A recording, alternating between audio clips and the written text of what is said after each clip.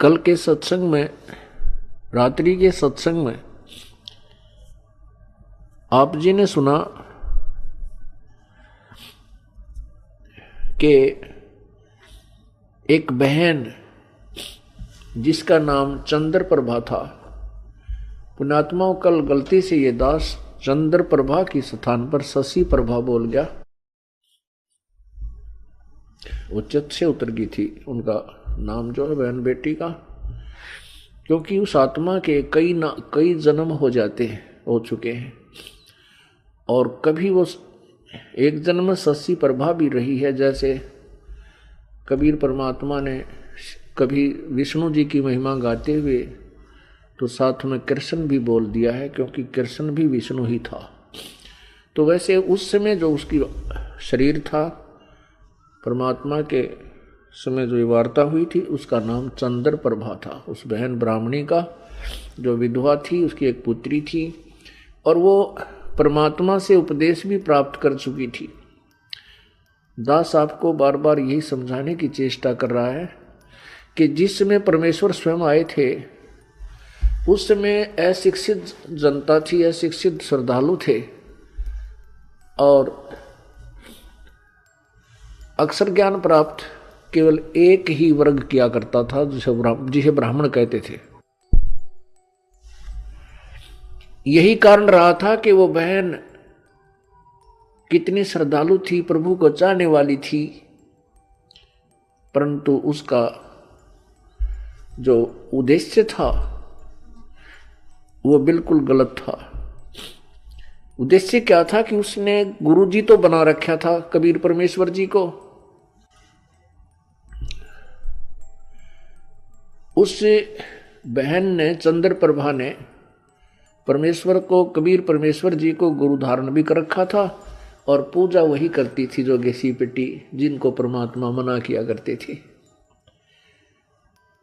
कि पत्थर पूजे हरि मिले तो मैं पूजूं पहाड़, और ताते वो चक्की भली जो पीस खावे संसार। तुम्हारे उस मिट्टी के भगवान थे, पत्थर के भगवान से तो यदि तुम उसके पूजने से परमात्मा प्राप्ति मानते हो तो मैं पहाड़ को पूज दूं जिससे शीघ्र मिले, क्योंकि वो बड़ा पत्थर है।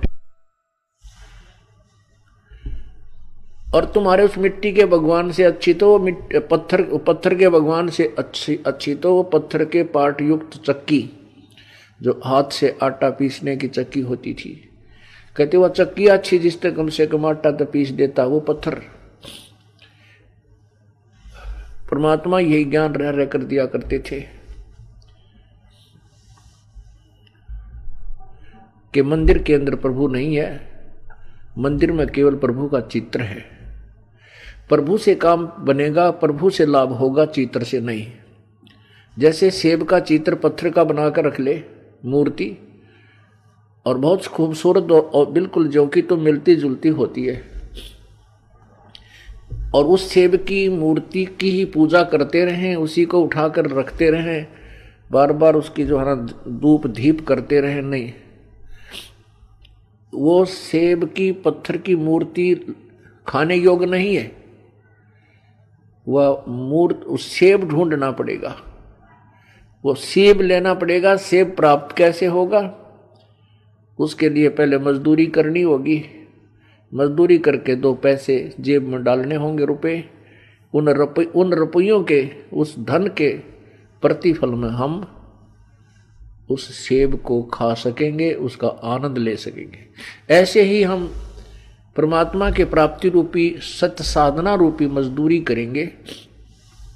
इस भक्ति के धन से हम परमात्मा को प्राप्त करेंगे, उस मूर्ति की पूजा करने से नहीं। अब वो बहन चंद्र प्रभा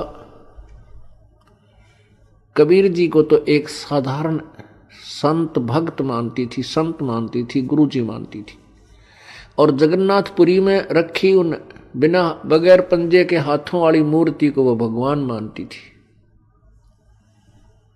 इसी भ्रम को निवारण करने के लिए प्रभु ने ये लीला की, एक तीर से 2 शिकार किए। उधर से वीर सिंह जी भी उनको परमात्मा नहीं मान पा रहे थे, उनको केवल एक संत और गुरु ही मानते थे। परमात्मा कहते हैं कि गुरु मानुष कर जानते ते नर कहिए अंध, होवे दुखी संसार में आग यम के फंद। कबीर गुरु गोविंद दोनों खड़े, गुरु गोविंद दोनों खड़े, किसके लागू पाए, बलिहारी गुरु अपना जिन गोविंद दियो मिलाए।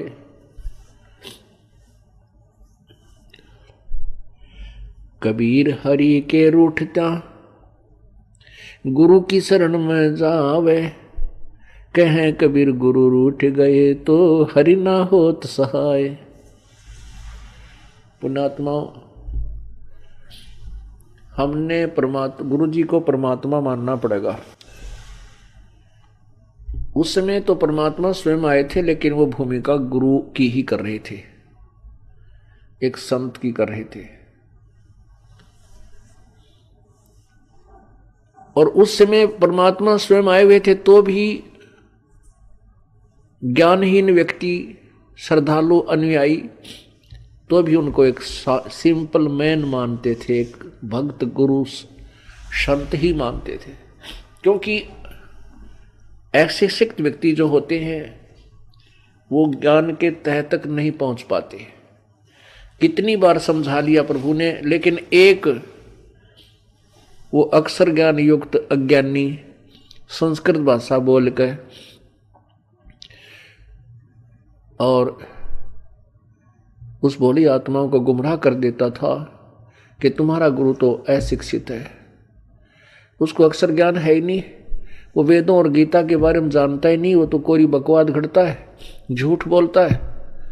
तो हम वो अनुयायी जो प्रभु के थे वो विचलित हो जाते थे और वो मान लेते थे उस अज्ञानी अक्षर ज्ञान युक्त प्राणी की इन बातों को कि सचमुच हमारे गुरु जी तो अशिक्षित हैं, इसलिए ये वेदों और गीता को तो नहीं जान सकते।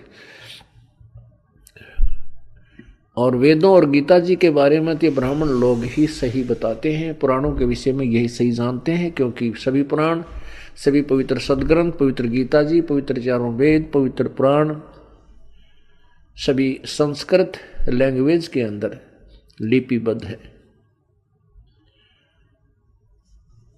इस बात का वो नाजायज फायदा उठाएगी। परमात्मा ने इसलिए ये समय सेलेक्ट किया, ये टाइम सेलेक्ट किया कि पिछली पीढ़ी के अंदर शिक्षित होगा सारा समाज, उस समय ये मेरे को पहचान पाएंगे मेरे बच्चे, और इन काल के दूतों को ये धिक्कार देंगे, ठुकरा देंगे, छोड़ देंगे, त्याग देंगे। गुरु मानुष कर जानते ते नर कहीं है अंध, ओए दुखी संसार में आग यम के फंद। पुण्यात्मा, अज्ञान की इतनी गहरी छाप हमारे ऊपर हो चुकी है कि हम परमात्मा की परिभाषा से अपरिचित हैं। हम परमात्मा को निराकार मानते हैं। ये अज्ञानी संत, ऋषि, महर्षि और गुरुजन परमात्मा को निराकार बताते रहे, जबकि हमारे सब सदग्रंथ और जिन महापुरुषों ने परमात्मा के दर्शन हुए उन्होंने अपनी अमृतवाणी में परमात्मा को साकार बताया है और मनुष्य सदृश बताया है, मनुष्य जैसा। लेकिन उनके शरीर के मटेरियल में और हमारे शरीर के मटेरियल में बहुत अंतर है। परमेश्वर का शरीर तेज पुंज का है, उनके शरीर की शोभा बहुत ही अधिक है। करोड़ सूर्य और करोड़ चंद्रमा की मिली जुली रोशनी भी उनके एक रोमकूप की रोशनी से फीकी है। वो साकार हैं और मनुष्य सदृश हैं। परमात्मा के उस स्वरूप को चरम दृष्टि से नहीं देखा जा सकता, उसको केवल दिव्य दृष्टि से देखा जा सकता है। और परमात्मा जब यहाँ आते हैं अपने उस अत्यधिक तेजों में शरीर के ऊपर एक हल्का ओवरकोट डालकर अपने शरीर के उस वास्तविक तेज को कुछ छुपा करके यहाँ प्रकट होते हैं। सहशरीर आते हैं और सहशरीर चली जाते हैं। उसमें वे एक संत, भक्त, हंस और एक जनसाधारण की भूमिका करते हैं। परमात्मा पाने के लिए गुरु जी, गुरु बनाना अति आवश्यक है।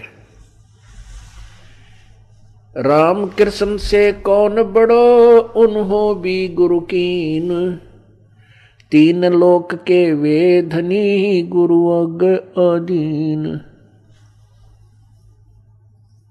राम कृष्ण बड़तेपुर राजा, तिन गुरु बंद कीन निज काजा।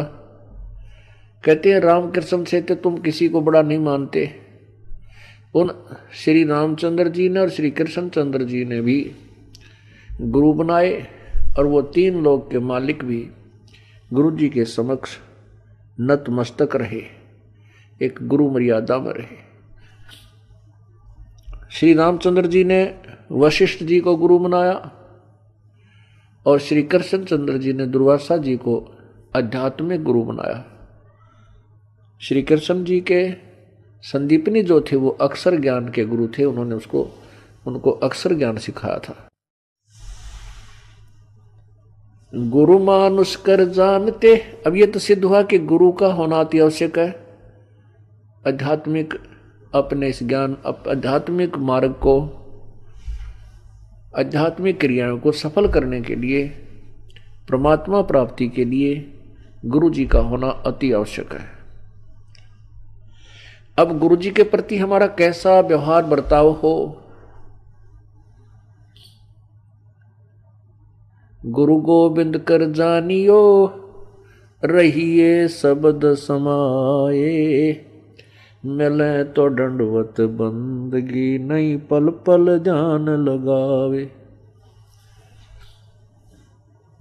कहते हैं परमात्मा स्वयं संकेत कर रहे हैं कि गुरु गोविंद कर जानियो, गुरु जी को भगवान मानकर चलना और उनकी आज्ञा का पालन करना, उनके द्वारा दिए गए मंत्र का खूब डट के साधना करना, भजन करना श्रद्धा से। और जब भी आपको मिले दंडोत प्रणाम कीजिए। यदि आपसे दूर हैं तो पल पल उन्हीं का ध्यान कीजिए।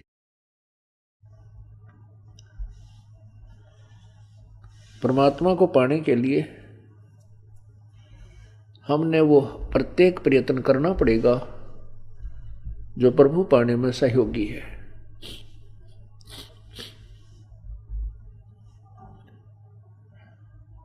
जैसे ये दास है, उसने तो परमात्मा स्वयं आए थे, अब ये दास बेच दिया अपना। ये दास भगवान नहीं है, लेकिन परमात्मा के नियम अनुसार आप जी ने इस दास को भगवान के तुल्य मानना होगा, आपने परमात्मा मानना होगा। फॉर एग्जाम्पल, जैसे एक मैथमेटिक्स का, गणित का एक प्रश्न होता है ऋण का, उसके अंदर मूलधन ज्ञात करना होता है, मूलधन ज्ञात करना होता है, उसमें सपोज करना होता है, उसमें मानना होता है, मान लीजिए मूलधन 100 रुपये। वो जो मूलधन हमने ज्ञात करना होता है वो तो लाखों और करोड़ों में होता है, लेकिन 100 रुपये मूलधन मानकर फिर दर निकाल ली जाती है। उस दर को मल्टीप्लाई करके फिर वो वास्तविक मूलधन निकाला जाता है। जब तक 100 रुपये मूलधन नहीं मानेंगे तब तक वो वास्तविक मूलधन आपको प्राप्त नहीं हो सकता, आपका प्रश्न हल नहीं हो सकता और आपको 0 नंबर मिलेंगे। इसी प्रकार ये भक्ति, आध्यात्मिक परमात्मा प्राप्ति रूपी जो प्रश्न है, ये इक्वेशन है, ये क्वेश्चन है, इसको हल करने के लिए, इसको सोल्व करने के लिए आपने इस दास को भगवान मानना पड़ेगा। तब आपकी आध्यात्मिक क्रियाएं सफल होंगी। जैसे आप यहां से जाओगे, आपने परमात्मा देखा नहीं है, आपने इस दास को देखा है, वो परमेश्वर इस दास का रूप धारण करके आपके समक्ष वहां खड़ा होगा। अब जैसा जिसका व्यवहार इस दास के प्रति यहां है वो वैसा ही करेगा। जैसा आपका इस दास के प्रति आपके मन में दोष या श्रद्धा है वो ज्यों की त्यों वहां होगी। जब आपकी वहां एक बार फिर जो है पछोड़ लाओगा परमात्मा, आपके पास भक्ति धन भी है, आपके अंदर गुरु जी के प्रति वह श्रद्धा नहीं है जितनी भगवान के प्रति होनी चाहिए, तो भी आप वहां से रिजेक्टेड हो जाओगे त्रिकुटी के ऊपर। पुण्यात्माओं, ये आपको रिहर्सल कराई जा रही है आपसे, और आपने इस रिहर्सल में इस दास को प्रभु मानकर व्यवहार करना है, परमात्मा जानकर हर तरह की क्रिया करनी है। बोलते समय, चालते समय, अंदर में कोई विशेष गुरु जी के विषय में विवेचन करते समय आपने ये जानना पड़ेगा कि जैसे हम भगवान के बारे में सोच रहे हैं, आपने ये विचार करना चाहिए कि हम गुरु जी के बारे में क्या सोच रहे हैं। नहीं, हम भगवान के बारे में सोच रहे हैं।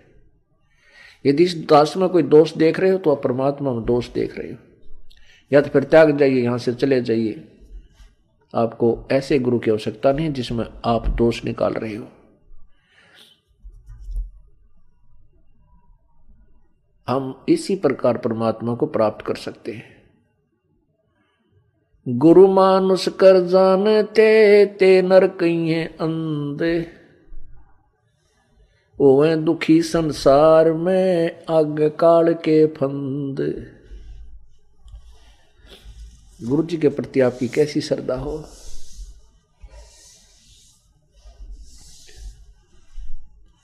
जैसे वो बहन चंद्र प्रभा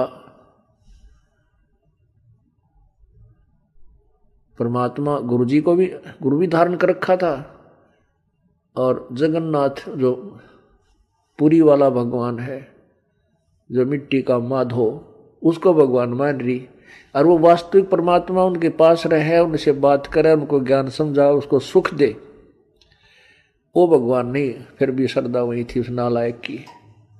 तब परमात्मा ने उसके उस भ्रम को निवारण करने के लिए एक तीर में दो शिकार किए थे। उधर से वीर सिंह बघेल, काशी नरेश भी उनको केवल एक सिंपल मैन और एक संत मान रहे थे। जब वही धोती जो वो बहन चंद्र प्रभा वहां लेकर गई थी जगन्नाथ के मंदिर में, और जगन्नाथ के मंदिर में चढ़ा दी थी श्रद्धा से, और वहां से उठकर वह बाहर परिसर में आकर गिरी थी, आंगन में गिरी, और आकाशवाणी हुई थी कि जगन्नाथ तो बनारस में बैठा है, वो कबीर नाम जुलाहा कबीर रूप में वहां विराजमान है, और तू नालायक यहां आ गई। ये धोती उसने आपसे मंगाई थी, आपसे आपने वहां चढ़ानी थी। तब चंद्र प्रभा की आंखें खुली को ये तो भगवान थे। जब चंद्र प्रभा और सैनिकों ने आकर के दृढ़ विश्वास दिलाया तो वीर सिंह बघेल के मन में भी यह बात सेट होगी, कोई ये तो परमात्मा है। जब उनके हृदय में ये बात समाई कि तो प्रभु हैं, तब उनको पुनरुपदेश दिया प्रभु ने। वीर सिंह से कहा कि नाम ले दोबारा, कित का सार नाम के चक्कर में पड़ रहा है। पहले अपने हृदय ने साफ कर और फिर डट कर भजन करो, ताकि तुम परमात्मा पाने योग्य हो सको। गुरु जी के प्रति गुरु की महिमा आप प्रतिदिन पढ़ते हो नित्य नियम में, लेकिन आप पढ़ते हो उसके ऊपर विवेचन नहीं करते। आप प्रतिदिन क्या सुनते और पढ़ते हो। कबीर दंडवत गोविंद गुरु बंधु अविजन सोए, पहले बहे प्रणाम तेन नमो जो आगे होए। कबीर दंडवत गोविंद गुरु, गोविंद गुरु माने गुरु भगवान को नमस्कार करूं। दंडवत गोविंद गुरु, गुरु भगवान, गोविंद माने भगवान, गुरु मीन गुरु, गुरु भगवान को दंडवत प्रणाम करूं और बंधु अविजन सोए, पहले भय प्रणाम ते नमो जो आगे होए। ऐसे महापुरुष गुरुदेव के तुल आगे और पीछे जो भी आए हैं उन संतों को नमस्कार है। गुरु को कीजय दंडवतम, कोटि कोटि प्रणाम। कीट न जाने भृंग को, यूं गुरु कर ले आप समान।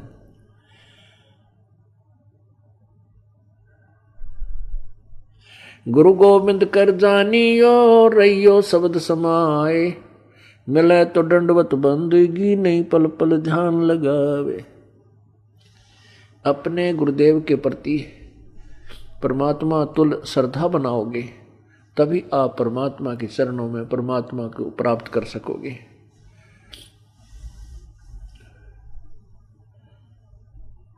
गुरुदेव में कैसे आपकी श्रद्धा बनी वह बताया है कि सामने आए तो दंडवत प्रणाम हो,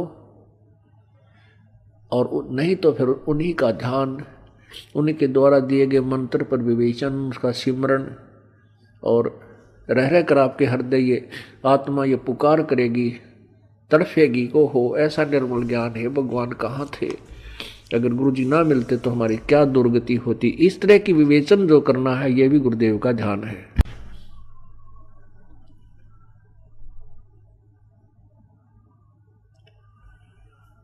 अब क्या विचार करना हमने, सतगुरु के उपदेश का लाया एक विचार। जय सतगुरु मिलते नहीं, जाते नरक दुआरे।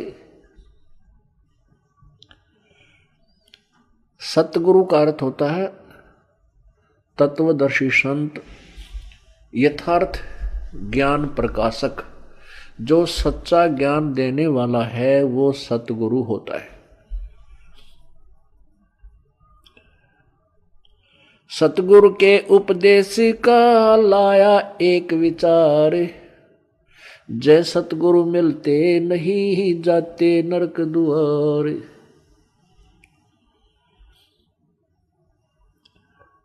यम द्वार में दूत सब करते खेचातान। उनत कभू ना छूटेता, फिर फिरता चारों खानी। कबीर चार खानी में भरमता, कभो न लगता पार। सो फेरा सब मिट गया, मेरे सतगुरु के उपकार। होय होय, इतनी हृदय विदारक वाणी परमेश्वर ने बोली है कि सतगुरु माने पूरे संत से और प्रॉपर वे ऑफ वर्शिप, यथार्थ परमात्मा की भक्ति हमें प्राप्त हुई तो हमारा कितना दुख निवारण हुआ। यदि सतगुरु ना मिलते और नकली गुरुओं के साथ हम लगे रहते, लोक वेद के आधार पर भक्ति करते रहते, तो क्या होता कि हम नरक में डाले जाते।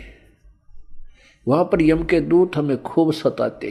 कैसे सताते हैं यम के दूत?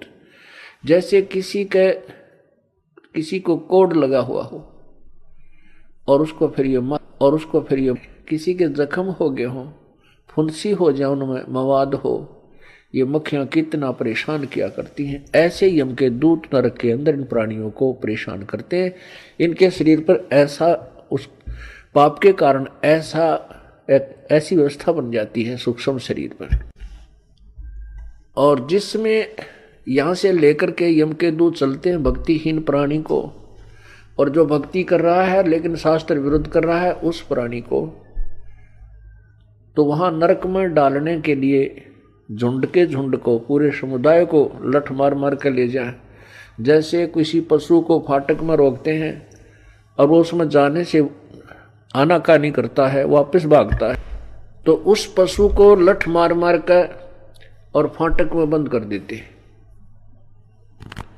ऐसे ही यम के दूत लंबे लंबे भाले लेकर, हाथों में गदा लेकर के इनको कूटते हुए और उस नरक के अंदर ठोक देते। ये वापस भागते हैं क्योंकि आगे इतना बुरा हाल, इतना गंदा स्थान,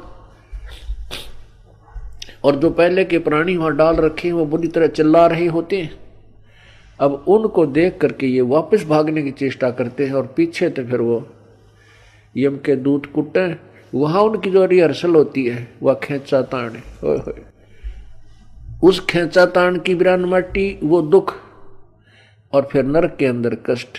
उसके बाद क्या होता कि 84 लाख योनियों में कभी कुत्ते बनते, कभी गधे बनते, सुअर बनते, गंदी नाली के कीड़े बनते। वो सब सारा का सारा कष्ट परमेश्वर के इस सत्य नाम से, पूरे संत के ज्ञान से और उनके द्वारा बताई गई भक्ति विधि से सब आप बाईपास निकल गए। न नरक में जाना पड़ेगा, न काल की तपस्या पर आपको जाना पड़ेगा, और न ही 84 लाख योनियों में आपको जाना पड़ेगा। पुण्यात्माओं, आप तो बालक हो, क्योंकि भक्ति मार्ग का ज्ञान कभी हमने सुना नहीं। केवल जैसा भी परंपरागत हमारे जिस भी धर्म में हम जन्मे हैं उन्हीं लोक वेद को हम अंतिम भक्ति का ज्ञान, आध्यात्मिक ज्ञान मानकर उसी पर आश्रित थे। वो तो कैखा भी नहीं थी भक्ति का, आध्यात्मिक ज्ञान का वो कैखा भी नहीं प्राप्त था हमारे को। अब ये विस्तार से एक पूर्ण इतिहास आपके समक्ष प्रभु दत्त पेश किया जा रहा है। अब जिससे सतगुरु के उपदेश यानी ज्ञान और मंत्र भक्ति से इतना ढेर सारा कष्ट हमारा टल गया हो, तो उस गुरु जी के बारे में क्या बताते हैं। कबीर चार खानी में भरमता, कभू न लगता पार, सो फेरा सब मिट गया सतगुरु के उपकार। 7 समुद्र की मसी करूं, लेखनी करूं बन राय, धरती का कागज करूं, गुरु गुण लिखा न जाए। क्या बताते हैं परमात्मा, अपनी महिमा आप ही सुनाते हैं कि ऐसे परम संत की क्या महिमा करूं। यदि मैं पूरी पृथ्वी का कागज बनाऊं और 7 समुद्रों की इंक बना लूं, एक पेड़ में एक वृक्ष की कितनी कलम बन जाएंगी बिना गिनती की। और फिर कहते पूरे समुद्र के सारे समुद्रों की इंक बना के और धरती के जितना लंबा कागज लेकर जो लिखन लिखूं। तो ऐसे सतगुरु की महिमा, उनके गुण का मैं गुणगान नहीं कर सकता, नहीं लिख सकता। वो थोड़ा पड़ जावे, 7 समुद्र भी खत्म हो जाए, वो कलम भी घिसने और कागज भी छोटा पड़ जावे, तो अभी पर उस ऐसे संत की महिमा शेष रह जावे। कबीर बलिहारी गुरु आपना, घड़ी घड़ी 100 बार, मानुष से देवता किया करत न लागी बार। कबीर गुरु को मानुष जो गण, और चरणामृत को पान, ते नर नरक में जावेंगे जन्म जन्म होवे समान।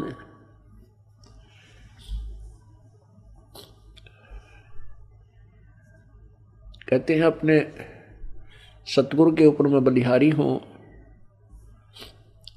घड़ी घड़ी 100 बार उनके द्वारा दिए गए ये अनमोल ज्ञान रह रहकर उमंग के साथ याद किया जाता है। और ऐसे संत के प्रति एक विशेष श्रद्धा बनती चली जाती है। बलिहारी गुरु आपना, घड़ी घड़ी 100 बार, मानुष से देवता किया करत न लाई वार।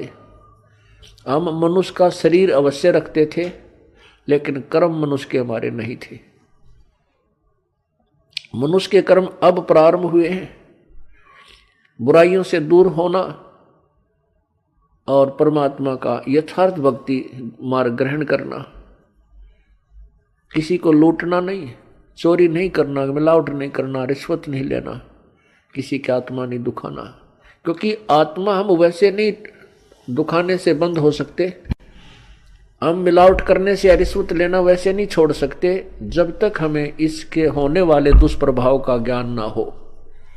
जैसे विष से हम क्यों डरते हैं? क्योंकि उससे होने वाले दुष्प्रभाव से हम पूर्ण परिचित हैं। और नादान बालक उसी बोतल में जिसमें विष रखा हो मुंह का लगा कर पी ले और जान मृत्यु को प्राप्त हो जाए, जान से हाथ धो बैठे। ऐसे ही जो बुराइयां करते हैं वो अपना जीवन बर्बाद कर रहे हैं, जिसमें हम तत्व ज्ञान के कारण ये पूर्ण ज्ञान हो जाएगा कि जो हम कर्म करते थे वो विष खा रहे थे, तो हम अब पुनः विष नहीं खा सकते। इसलिए परमात्मा अपनी महिमा भी बताते हैं कि गुरु मानुष से देवता किया और करत न लागी बार। कबीर गुरु को मानुष जो गण और चरणामृत को पान, ते नर नरक में जावेंगे जन्म जन्म हमें समान। गुरु मानुष कर जानते ते नर कहिए अंध, ओवे दुखी संसार में आगे यम के फंद। कबीरा ते नर अंध है गुरु को कहते और, हरि के रूठे ठोर है गुरु रूठे नहीं ठोर। कबीरा हरि के रूठते गुरु की शरण में जाए, कह कबीर गुरु रूठ गए तो हर ना होत सहाय। कबीर गुरु से ज्ञान जो लीजिए शीश दीजिए दान, भौतुक भोंदू बह गए ये राख जीव अभिमान। अब क्या बताते हैं परमात्मा, आप ही आकर के अपने पाने की विधि को और गुरु मर्यादा को वो स्वयं बता रहे हैं। ये परमेश्वर कबीर जी का आदेश है और उसी को हम पाने के लिए चले हैं। उनके आज्ञा का हम उल्लंघन करेंगे, उनके वचनों का उल्लंघन करेंगे तो हम प्रभु प्राप्ति नहीं कर सकते। फिर फायदा क्या इस परमात्मा के मार्ग पर लगने का। और ये इतना आसान मार्ग है कि गरीब से गरीब और साहूकार से साहूकार, रंक से रंक और राजा से राजा, कितना ही महाराजा भी क्यों ना हो वो भी प्रभु प्राप्ति कर सकता है, लेकिन उसने अपनी क्रियाओं में परिवर्तन करना होगा और प्रत्येक कदम परमेश्वर के निर्देश अनुसार ही रखना होगा, तब हम परमात्मा पा सकेंगे। अब क्या बताया है कि गुरु गोविंद दोनों खड़े किसके लागू पाए। बलिहारी गुरु आपना जिन गोविंद दियो मिलाए।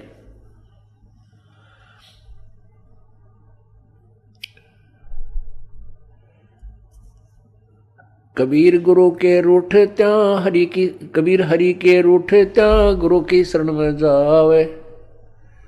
कहे कबीर गुरु रूठ गए तो हर ना होत सहाय। परमात्मा स्वयं बता रहे हैं कि एक तरफ गुरु जी खड़े हैं और दूसरे साथ में परमात्मा खड़े हैं, तो किसके हम चरण छुएं, किसका विशेष आदर करें, किसकी चाह प्रथम करें। आप ही उत्तर दे रहे हैं कि बलिहारी गुरु आपना जिन गोविंद दियो मिलाए। अब इस उदाहरण को आपको समझाया जाएगा कि जैसे एक मटके में गड्ढे में जल है, वो तो समझो भगवान है। एक तरफ हैंडपंप खड़ा है वर्किंग पोजीशन में, चालू हालत में। एक तरफ तो हैंडपंप यानी नल है, एक तरफ एक मटके में घड़े में जल है। तो उस मटके के जल को तो भगवान समझो और नलके को गुरु जी समझो। तो इन दोनों में से कहते मैं किसके चरण छूं, अर्थात किसको महत्व दूं। आप ही उत्तर देते हैं कि बलिहारी गुरु आपना जिन गोविंद दियो मिलाए। मटके में 10 किलो 20 किलो पानी है, जल है, और उसने कोई वो गिर जाता है, टूट जाता है, खत्म हुआ, या पीने से भी वो समाप्त हो जाता है। यदि हैंडपंप ठीक है, वो खराब नहीं है, तो इसे 1000 मटके भर देगा। कहने का भाव ये है कि यदि आपका राम कब रूठ गया, कबीर हरि जय रूठ जा, कबीर गुरु जय रूठ गया तो हर नहीं होत सहाय। और यदि कबीर हरि जय रूठ जा, गुरु की शरण में जावे, जिसमें आप जी के ऊपर, किसी व्यक्ति के ऊपर आपत्तियों का दौर शुरू हो जाता है, वो स्वयं कहने लग जाता है भी मेरा राम रूठ गया, मेरा परमात्मा रूठ गया मेरे थे, हमारा भाग फूट गया, हमारा राम रूठ गया। तो उसके पुण्य समाप्त हो गए, पाप कर्मों से वो प्रभावित हो रहा है। जैसे आप कहीं खेत में या मजदूरी कहीं कर रहे हो, आपने एक मटका पानी का लेकर गए, वो काम करते करते पीते रहे, वो समाप्त हो गया, आपका जल खत्म हो गया, आपका राम रूठ गया। यदि जल और नहीं लाओगे तो प्यासे मर जाओगे। तो कहाँ जाते हैं? हैंडपंप या कुएं में। उस कुएं से या हैंडपंप से वो जल, वो मटका फिर भर लाते हैं, तो वो फिर से काम शुरू हो गया। पुण्यात्मा जो दुखी प्राणी हैं, उनका राम रूठ गया, उनका राम रूठा हुआ है, उनका भगवान रूठा हुआ है, क्योंकि उनके पुण्य समाप्त हो गए। वो जल थोड़ा बहुत था, वो पी प्या लिया, तुमने खत्म कर दिया। अब कहाँ जाएंगे उस जल को लेने के लिए? हैंडपंप पर। हैंडपंप से आप फिर मटका भर लाइए, मटका भर लाए, फिर जो अभाव, जल के अभाव से जो कष्ट था वो समाप्त हो गया, आपके प्राण बचे। ऐसे ही गुरुजी हैंडपंप है और जल भगवान है। अब यदि आपने हैंडपंप पे तोड़ दिया, उसको मिस हैंडल करके, उसके साथ बदव्यवहार करके, उसका ऐसे ऐसे झटके पटके नू नू कर कर वो तोड़ दिया, उसकी कोई वासर खराब होगी या किसी प्रकार भी, तो जल आना बंद हो गया। तो फिर वो जल जितना आपके पास आपके पुण्य है वो चलेंगे, तब तक चलेंगे, उसके बाद फिर आपको फिर दुख शुरू हो जाएगा, अर्थात वो जल फिर प्राप्त करना होगा आपका। यदि आपने कहते हैं आपका गुरु रूठ गया, आपका हैंडपंप खराब हो गया, तो जल नहीं, हर नहीं करे सहाय, हर नहीं होत सहाय। वो जल तो रहा नहीं, क्योंकि हैंडपंप उसका स्रोत था। कबीर हरि के रूठते गुरु की शरण में जाए, कहे कबीर गुरु रूठेगे तो हर ना होत सहाय। परमात्मा आगे क्या बता रहे हैं? गुरु से ज्ञान जो लीजिए, शीश दीजिए दान। गुरु जी से आप उपदेश, नाम मंत्र ले रहे हो, तो अपना शीश समर्पण कर दीजिए। शीश सौंप देने का तात्पर्य है कि गुरु जी के प्रत्येक आज्ञा का पालन कीजिए। भौतक भोंदू बह गए भाई, राख जीव अभिमान। भौतक भोंदू बह गए, अपने मन में अभिमान बना के गुरु जी के समक्ष, तो वो जीव पार नहीं हो सकते।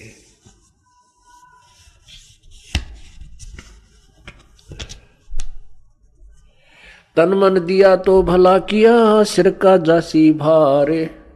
जो कबहू के मैं दिया, भाई बहुत सहे सिर मारे। अब जैसे कोई पुण्यात्मा है, कोई सेवा कर रहे हैं, कोई दान कर रहे हैं, और कोई भक्ति कर रहे हैं, सुमन करते हैं, देखा भाई अर्श में माला रखता हाथ में, भाई वाह कमाल है। पुण्यात्मा, ये वाह शब्द है ना, ये केवल परमात्मा के लिए ही हो सकता है, जीव के लिए नहीं होना चाहिए। जैसे वाहेगुरु, वाहेगुरु का शब्द नानक साहब जी ने परमात्मा के लिए बोला था। वाह का पात्र केवल एक ही है।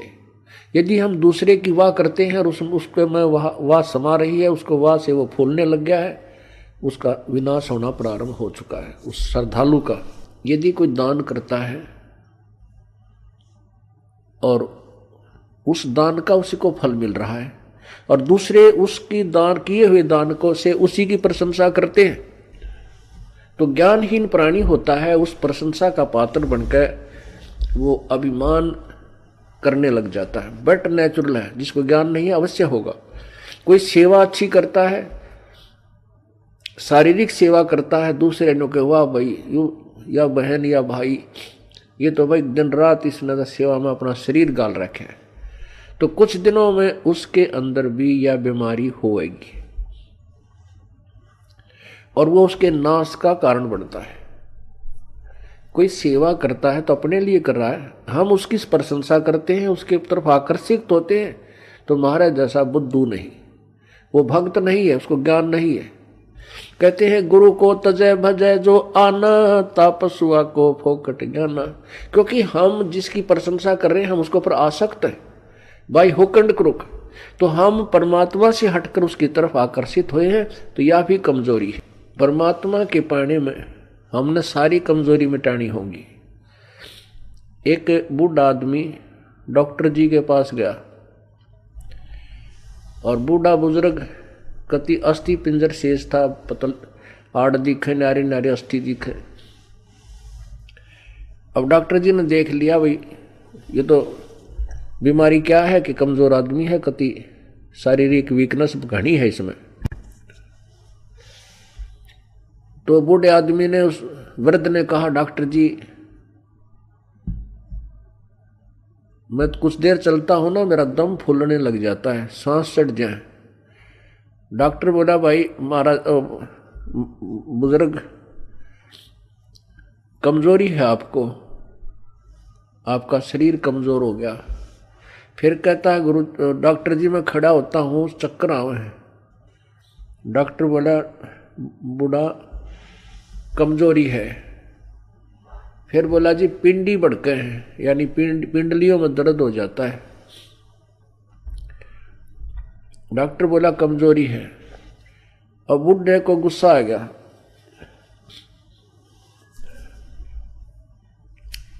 और बूढ़ा बोला तू डॉक्टर है गम चक्कर, एक के बाद जाना है कमजोरी है कमजोरी है, कि मैं और भी जाना है और भी बताओगा।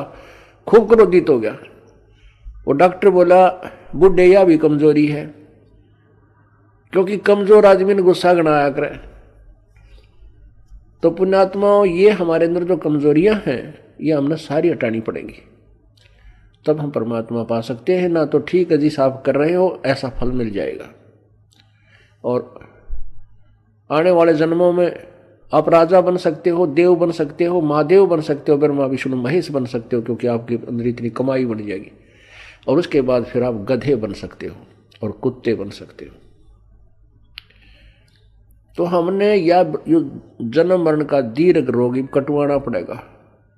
अब समय आ गया है, उसकी औषधि का जो है खोज होगी है।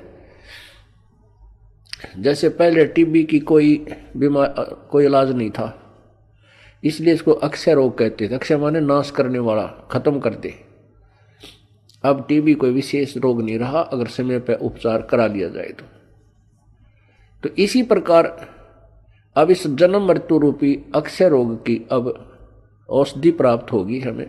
थी तो पहले ही, लेकिन इसकी खोज करने वाला नहीं था। अब परमात्मा ने मेरे बख्शीश दास के ऊपर अपनी वो अनमोल जड़ी सरजीवन बूटी दे दी, इस सार नाम रूपी, और वो उससे ये जन्म मरण रूपी दीर्घ रोग आपका कटेगा। तो उस औषधि उपचार में आपने जो परहेज रखने हैं वो आपके नियम हैं, इनका भी पालन आपको आजीवन करना होगा, तभी आप इस रोग से मुक्त हो पाओगे। अब जैसे हम एक दूसरे पर आसक्त होते हैं, ये बड़ा अच्छा पाठ पढ़ता है, इसकी बड़ी अच्छी प्यारी बोली है। अरे पाठ भगवान की वाणी है, परमात्मा ने वाणी लिखी है, और वही वाणी आपको पढ़ के सुना दे और या कोई गा के सुना दे, मीठी आवाज में सुना दे, बाकी आवाज में सुना दे, उस पर अमल हो। अब जैसे कोई शराब पिए पड़ा था और दूसरा व्यक्ति जाके कहने लगा कि भाई तुम्हारा चोरी होगी। वो शराबी कहता है चोरी होगी? अच्छा चोरी होगी, फिर बता क्या हो गया? चोरी हो गया। अब वो कोई कहे, उस शराबी नो कहे तेरी आवाज अच्छी नहीं, कोई गाने वाला आवे उसको बुलाओ, और वो नो कहे, क्योंकि वो शराबी ये होगा। फिर दूसरा शराबी कहता है आपका चोरी हो गई, वो चोर भी नो कहे, और जिसका चोरी हो रही वो भी नो कहे चोरी हो गई। अरे नालायक को।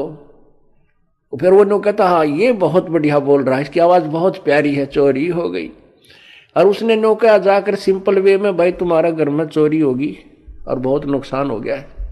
यदि वो होश में है, शराब नहीं पी रखी, तुरंत कालजा पकड़ेगा, अक भाई कितना नुकसान हो गया, तुरंत घर को चल पड़ेगा।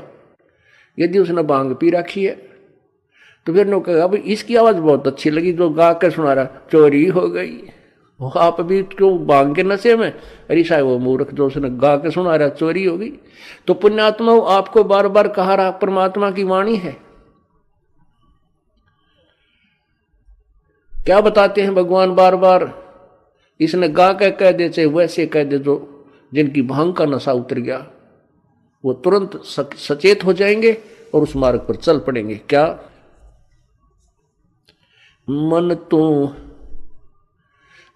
तू बस रे चल रे सुख के सागर, जहां शब्द सिंधु रत्नागर।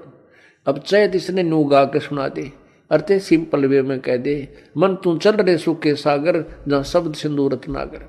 कोट जन्म तेरे भरमत हो गए, कुछ ना हाथ लग्या रे, कुकर सुकर खरबा बोरे कौआ हंस पुकारे। कोटि जन्म तू राजा की ना मिटी न मन की आशा, और भिक्षुकों का धर धर घूमया, ये मिला ना निर्गुण रासा। इंद्र कुबेर ईश की पदवी ब्रह्मा वर्ण धर्मराया, विष्णुनाथ के लोक को जाके फिर भी उल्टा आया। असंग जन्म तन मरत्या हो गए, जीवित क्यों नाम रह रे, द्वादश मद मैल मठ बोरे बोर ना दे धरे रे। दोजक भस्त सभी ते देखे, राजपाट के रसिया, और तीन लोक से तरपत नाए, ये मन भोगी खसिया। सतगुरु मिले तो इच्छा मेटे, पदमल पदे समाना, चल हंसा उस लोक पठाऊं जो आज अमर स्थाना। चार मुक्ति जहां चंपी करती माया, होरी दासी, दास गरीब अभय पद पर से मिले राम अविनाशी। अब इस वाणी ने चाहे तो कोई गा के सुना दो, और चाहे भाई इसने वैसे सिंपल वे में कह दे, जब तक हम इस अनमोल वचन को जो प्रभु दत्त है, परमात्मा का दिया हुआ है, इसको हृदय में धार कर इसके अनुसार नहीं करेंगे, तो ना तो इसके गान तो फायदा, ना इसके वैसे कहने सुनने तो फायदा। इससे लाभ होगा जब हम इसके परमात्मा की वाणी पर अमल करेंगे और तुरंत उसका अनुसरण करके अपना मोक्ष प्राप्त करने का तरीका ढूंढेंगे। तो जैसे हम किसी और पर किसी भी पॉइंट से आसक्त होते हैं तो हम कमजोरी में हैं और हम पार नहीं हो सकते हैं। क्या बताते हैं? गुरु से अधिक ना कोई ठहराई, मोक्ष पंथ नहीं गुरु बिन पाई। राम कृष्ण बढ़ती उपुर राजा, तिन गुरु बंद की न निज काजा। गेही भक्ति सतगुरु की करही, आदि नाम निज हृदय धरही। गुरु चरणन में ध्यान लगावे, अंत कपट गुरु से ना लावे। गुरु सेवा में फल सर्वस आवे, गुरु विमुख नर पार न पावे। गुरु सेवा में फल सर्वस आवे, गुरु विमुख नर पार न पावे। गुरु वचन निश्चय कर माने, पूरे गुरु की सेवा ठाने। गुरु जी का आदेश अवश्य माने और गुरु भी पूरा हो, पूरे गुरु की पूजा करे, पूरे गुरु के आधार से साधना करे। गुरु की शरणा लीजय भाई, तात जीवन नरक नहीं जाई। गुरु कृपा कटे यम फांसी, विलम न हो मिले अविनाशी।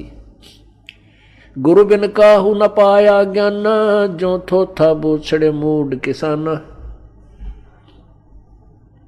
तीर्थ व्रत और सब पूजा, गुरु बिन दाता और न दूजा। नौ नाथ 84 सिद्धा, गुरु के चरण सेवै गोविंदा। गुरु बिन प्रेत जन्म सब पावे, वर्ष सहस्र गर्भ सुरहावे। गुरु बिन दान पुण्य जो करही, मिथ्या होवे कबू ना फल ही। गुरु बिन भरम न छूटे भाई, कोट उपाय करो चतुराई। गुरु के मिले कटे दुख पापा, जन्म जन्म के मिटे संतापा। गुरु के चरण सदा चित दीजय, जीवन जन्म सफल कर लीजय। गुरु भगता मम आत्म होई, वाके हृदय रहूं समोई। अब भगवान क्या बताते हैं? दूसरा तरीका कि जो गुरु का भक्त है, मेरे उस संत का भक्त है, अनुयायी है, श्रद्धालु है, सच्चे दिल से साधना कर रहा है, प्रत्येक आज्ञा का पालन करता है, तो कहते हैं उस मेरे वाले मेरे भेजे गए हंस संत के का जो भक्त है वो मेरी आत्मा है, वो मेरा सच्चा यानी प्यारी आत्मा है और उसके हृदय में मैं समाया रहता हूँ। आप जी के हृदय में जब तक परमात्मा है, कब तक है? जब तक आप इस दास को भगवान की दृष्टि में देखते हो, तब तक आपके हृदय में प्रभु है। और जब आपके मन में कोई दोष उत्पन्न होने लग जाता है तो काल प्रवेश कर जाता है, प्रभु हट जाता है। क्या कहते हैं भगवान? गुरु भक्ता मम आत्म होई, वाके हृदय रहूं समोई। गुरु का भक्त मेरी आत्मा हो है और उसके हृदय में मैं समाया रहता हूं, अर्थात मेरी ही उपस्थिति बनी रहती है। और जब तक भगवान की उपस्थिति है तो आपकी श्रद्धा भगवान गुरुदेव के प्रति और भक्ति के प्रति एक पूरी निष्ठा बनी रहती है। जो ही आपके हृदय में कोई दोष आता है प्रभु गुरु जी के प्रति, चाहे किसी प्रकार से, चाहे प्रत्यक्ष या अप्रत्यक्ष, परमात्मा आपसे दूर हो जाता है। ऑटोमेटिक सिस्टम है। तो उसमें आपके विचारों में परिवर्तन, ये दास पहले आपको आज जो पुण्यात्मा, जब तक आपके हृदय में परमात्मा समाये हैं तब तक ये दास आपको क्या दिखता है ये तो आपको मालूम है, दास नहीं कहना चाहता। और जब आपके हृदय में काल समा जाएगा ये दास आपको दुष्ट दिखाई देगा। दास वही है, पहले भी वही था और बाद में भी वही है और आगे भी ऐसा ही रहेगा।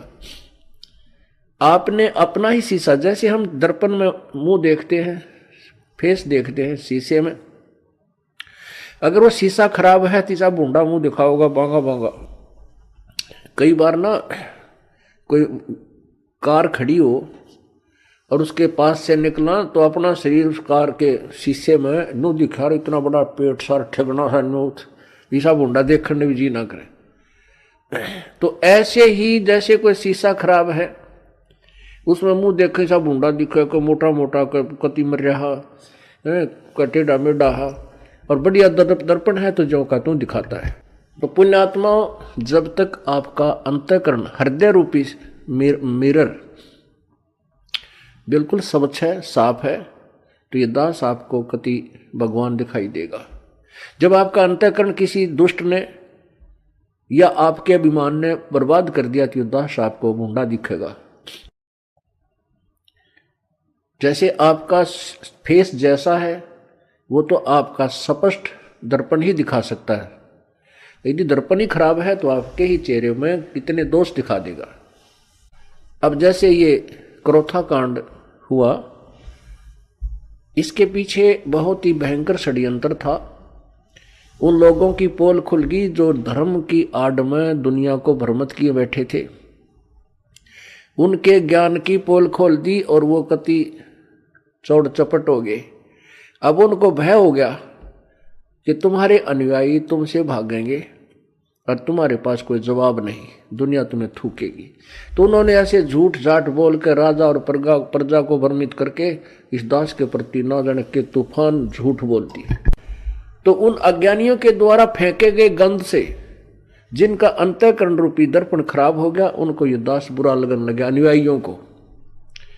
और जिनके उनके द्वारा फेंके गए गंध का जिसके अंतःकरण रूपी दर्पण पर कोई असर नहीं हुआ, ये दास उनको जो का तो वही दिखाई दे रहा था। तो यहां परमात्मा हमें यही बताना चाहते हैं, गुरु भक्ता मम आत्म होई, वाके हृदय रहूं समोई। कि गुरु का जो भक्त है वो मेरी आत्मा है और उसके हृदय में मैं रहूंगा। और यदि किसी भी कारण से आपके हृदय में दोष आ जाता है तो प्रभु वहां से हट जाते हैं और काल भगवान तो तैयार है, वो तो फिर तुरंत आकर के कुर्सी